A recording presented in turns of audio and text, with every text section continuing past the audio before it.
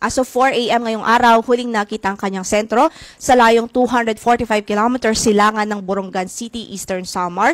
Taglay pa rin ang lakas ng hangin na 45 kilometers per hour near the center at pagbugso po na umaabot sa 55 kilometers per hour. Medyo bumilis ang kanyang pagkilos. Ngayon nga po ay 20 kilometers per hour na ang kanyang movement at ang kanyang direksyon ay west-southwestward pa rin o pakanluran, timog-kanluran.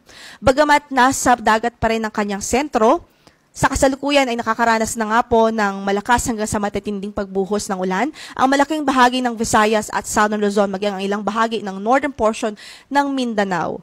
Dahil nga po yan sa ating pag-aanalisa, itong si Bagyong Wilma, medyo sheared pa po siya. Ibig sabihin, disrupted pa ang kanyang vertical structure.